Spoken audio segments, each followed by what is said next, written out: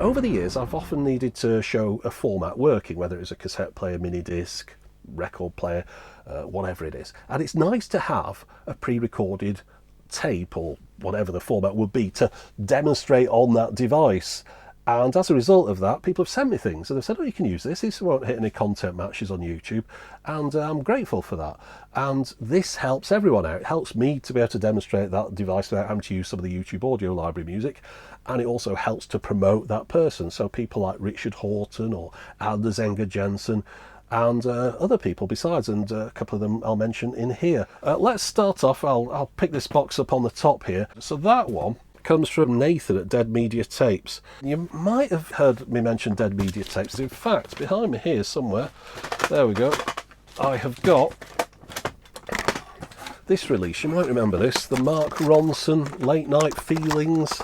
This was the set that they classed as the retro set or something. You got a mini disc, an 8-track cartridge and a cassette. But the Dead Media Tapes connection is really the 8 tracks more than anything else. He's able to put new releases on old reconditioned 8 tracks. I talked about that in a previous video where I went through some formats, and Nathan got in touch not too long ago, and he said if I wanted I could have something from him that was, well, there was like 3 of them I think in the world. Maybe 4 or something, but anyway, that's what he sent me over. But he sent me some other stuff as well. In fact, a really long handwritten letter. You don't get those very often now, do you? Just get a quick little email or something. Yeah, it's on its way. He goes into the detail of what he sent me here, so I'll try and talk through some of this as we look through it, because there's a lot to get through. But yeah, let's go into the Dead Media Tapes box first of all. I didn't get into this at all. You can see I've still got it all bubble packed up here, so let's see exactly what I've got. Okay, let's start off with the thing that I knew he was sending me. It's this Late Night Feelings again, the Mark Ronson album, but this time it's on an open reel tape. 7-inch reel, 1/4-inch tape. Really nicely printed box this actually. Look at that on the back there. No sticky labels here, it's printed right onto the card. This is something that they were planning on releasing, a 4-track, but changed their mind. It was a prototype, this one. There aren't many of these around. In fact, I'll have a look at the notes in a minute. It tells me how many there are. Parental advisory, explicit content. There can't be many open reel tapes with that on the back of the box. And notice here 7.5 inches per second as well, so it should sound really high quality, that one. So let's see what he says about it. Well, they had to have a word with the manager for Sony to check it was alright to send it to me, and it's a prototype that made a couple of copies for the Sony UK offices, one for himself and one for Mark Ronson, and now one for me, so that's not many, is it?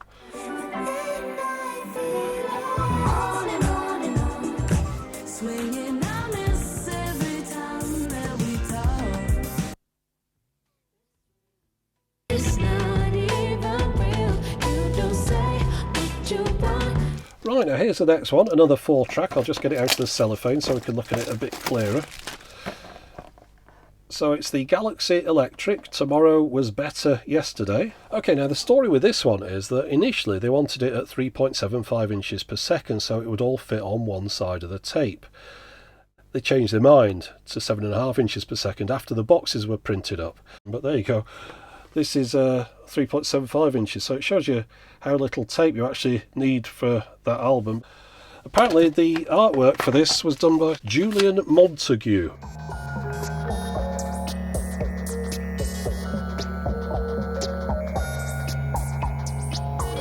This is a friend's band of Nathan's called Vogue Machine. The album's called Hard Limited. It was recorded on a Tascam 488, that's a Porter Studio type thing. It puts 8 tracks down on one cassette, so super narrow tracks, but he says that it sounds excellent.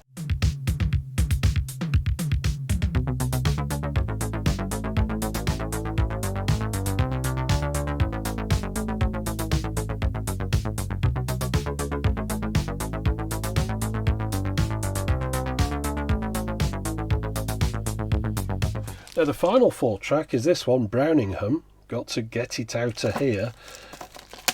And again, this is a 7.5 inch per second reel.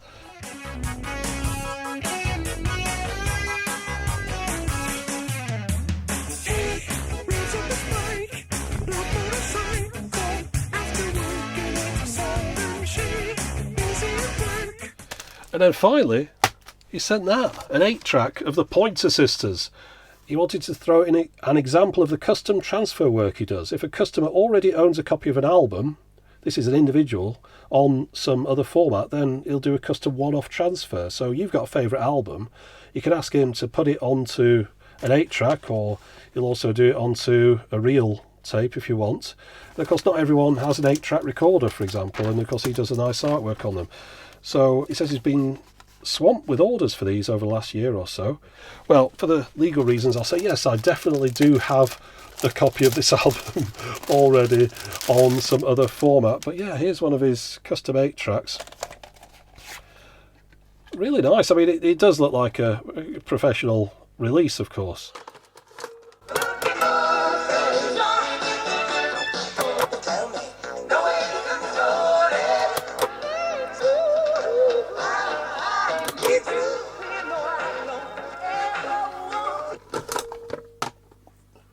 Well, thanks, Nathan. I mean, that is incredibly generous. All he said he was sending over was this, and I thought that was generous on its own, given that it's one of like a handful in the world. And then he sent me all these things as well. Moving on to the next one. This, now I know what this is. This is an album. It's called Camera of Sound. The reason I'm showing this is because there's a bit of a connection between me and this album. Very slight one, but I'll explain. Back in 2017, I was contacted by the group, and they're classed as underground hip-hop beat makers, DJs and producers. They got in touch. They were offering me some music, you know, albums and things, and I think it was they'd got Scratch and Sniff out at that point, which was an album with a Scratch and Sniff book. They sent me some stuff through, some albums and cassettes. Really enjoyed the music. And as a result of that, then I ended up buying further albums that they came out with since then. And I was listening to one of those, and some samples from one of my videos were in that album. It really made my day. I mean, I wasn't expecting it at all. They didn't tell me about this. It was out of the show and tell device, and they'd sampled some of the audio off one of those records that I played in the video. So I got back in touch with them and said, I enjoyed listening to your latest album with some of my video sampled in it, and said, oh, well, yeah, we thought you'd enjoy it. Glad you liked it. By the way, we're working on a new album. We've been working on it for years. It's due out in the first half of 2020, and we named it after something that you said in one of your videos. So this is an album that I kind of named in a way. So it's called Camera of Sound, as we mentioned, and the Camera of Sound connection is, well, it was to do with recordings. I mentioned it a couple of times, and I'll just play you the little clip. At the time this machine came out, tape recorders were being advertised as cameras of sound. This one even looks a lot like a camera, minus the lens of course, but we've got that black and silver motif, the buttons on the top, that one on the right even looks a little bit like a shutter button, and of course leather straps at either corner. Now if the phrase camera of sound rings a bell, it's because I first mentioned it in my video about the wire recorders, and you can see this article from the end of World War II where they called it the civilian camera of sound, suggesting that you'd record baby's first words, famous sounds like Niagara Falls and Old Faithful and the President's Voice. First time I've ever had any influence on the name of an album, and very likely the last time as well. Now I know there's a lot of different musical tastes out there, but this just ticks all the boxes for me. It's the kind of early-ish hip-hop, old school hip-hop anyway, DJ, scratching, mixing, that kind of stuff, you know. And there's quite a few famous names in here. I mean, there's Kool Keith, there's Craig G on there. But if you don't want to go buying anything, you can just stream it on YouTube. So what I'll do, I'll put a link to that in the description, or pop some up at the top of the screen, and have a listen, see if you like it as well.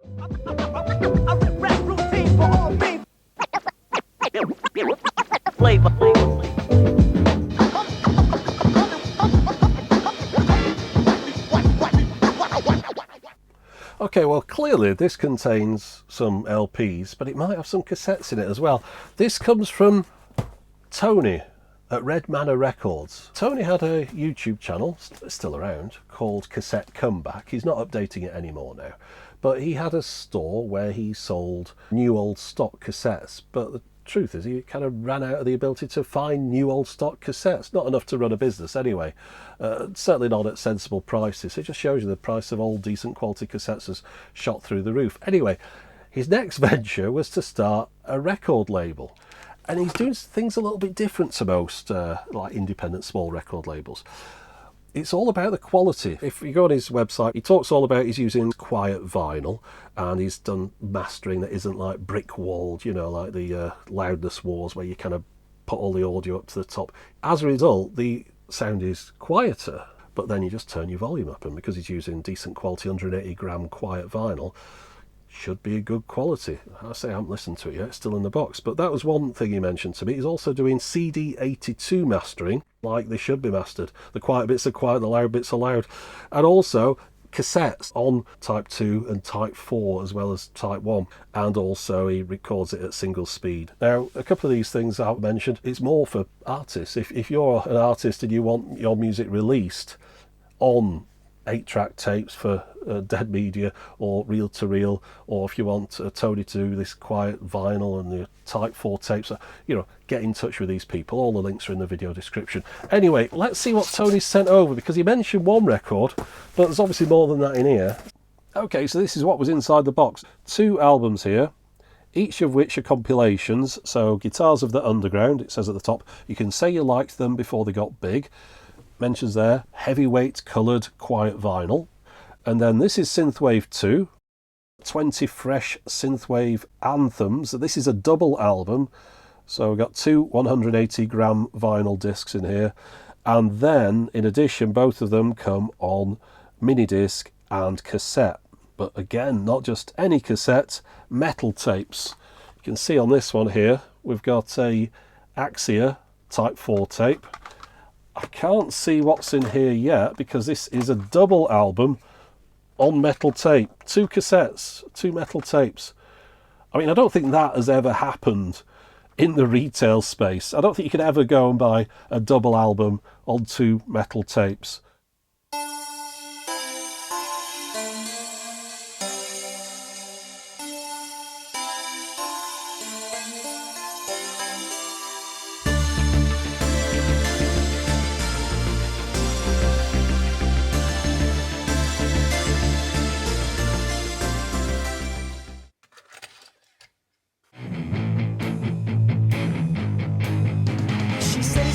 Self-aware, but you've said too much for me to care, and I don't remember asking you to share. You could be the only one I ever loved. You love me the way me.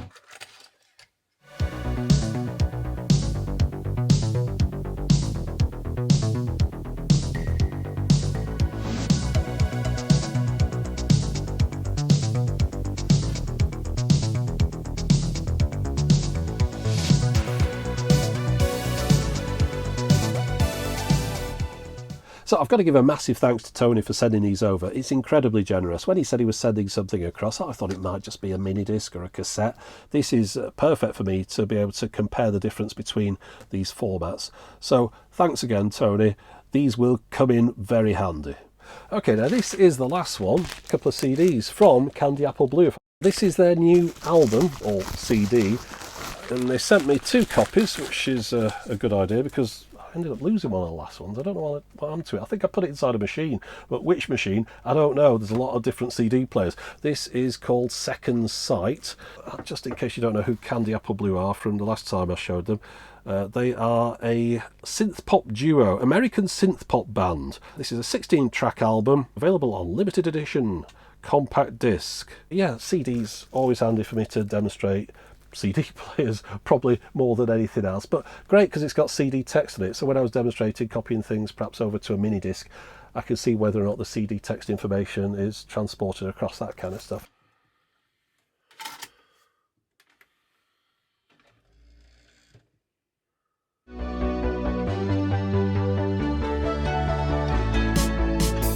Out of control, egotistical you, knowing all along your lies were not true.